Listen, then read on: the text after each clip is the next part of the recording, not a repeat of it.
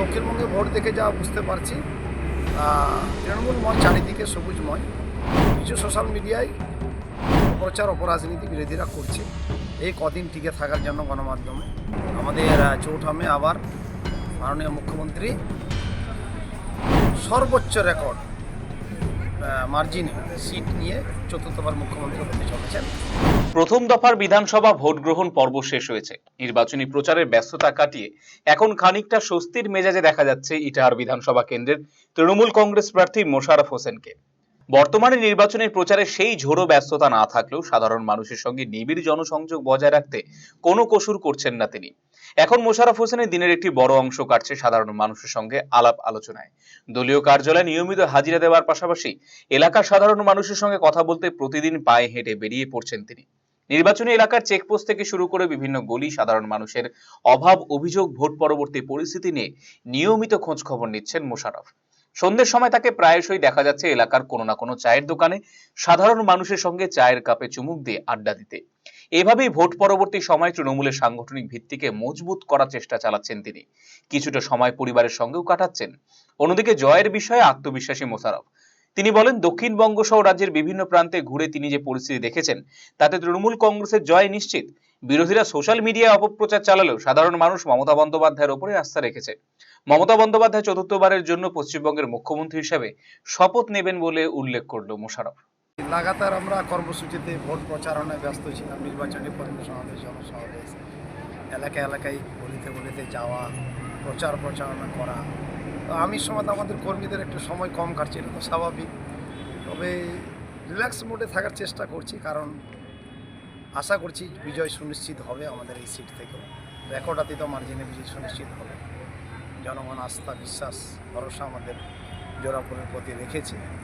তাই দেখা যাক বাকিটা তো জনগণের পরে কী করেছে না করেছে। আর একটু আজকে হাঁটাচলা করছি এলাকায়। তুমি লোক লোকজন আসছে, দেখা সাক্ষাৎ, খবর নেওয়া, সম্ভাব্য ফলাফল তালিকা তৈরি করা। আমি বললাম যে সম্ভাব্য ফলাফল আর বেশি মাথাপাচি করে লাভ নেই। অল্প দিন পরেই আমাদের সেই বহু আকাঙ্ক্ষিত, বহুল প্রতীক্ষিত রেজাল্ট, ফলাফল আসতে চলেছে 4 মে। তবে আমি নিশ্চিত দক্ষিণবঙ্গ ঘুরে আসলাম। আর ফার্স্ট পেজের ভোট তো আমরা নিজেরাই জানি, যেহেতু আমরা নিজেরাই প্রতিদ্বন্দ্বিতা করেছি। দক্ষিণবঙ্গে ভোট দেখে যা বুঝতে পারছি তৃণমূলময় চারিদিকে সবুজময়।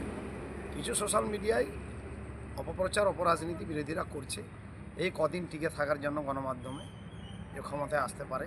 এটা সমস্ত মিথ্যা কথা, এরকম কোনো খবর প্রেডিকশন কিছুই নেই। আমাদের 4 মে আবার মাননীয় মুখ্যমন্ত্রী সর্বোচ্চ রেকর্ড মার্জিনে সিট নিয়ে চতুর্থবার মুখ্যমন্ত্রী হতে চলেছেন। যা আমি ঘুরে এসেছি, যা খবর আছে জানিয়েছি। আরসিটিভি সংবাদ, ইটাহার।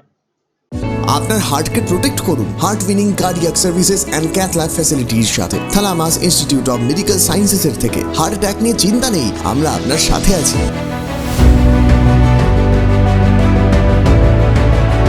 আপনার কার্ডিয়াক হেলথের যত্ন নেওয়ার জন্য ভিজিট করুন Thalamus Institute of Medical Sciences, Kulbari, battalion মোড়ের কাছে, শিলিগুড়িতে। কল 0356135410। রায়গঞ্জবাসীদের জন্য সুখবর। যারা দীর্ঘদিন ধরে জয়েন্টের ব্যথা ও হাড়ের সমস্যায় ভুগছেন তাদের জন্য রায়গঞ্জ দিশারিতে আসছেন আরএন টেগোর হাসপাতালের জয়েন্ট রিপ্লেসমেন্টে ভারত বিখ্যাত অস্থিরোগ বিশেষজ্ঞ doctor Barun Dutta, MD, DNB. এখন থেকে প্রতি মাসের নির্দিষ্ট দিনে ডাক্তারবাবুকে দেখাতে আজই যোগাযোগ করুন দিশারি হেলথ কেয়ার, উকিলপাড়া, রায়গঞ্জ শাখায়। যোগাযোগ করুন 7477785509 এবং 7477755512 এই নম্বরে।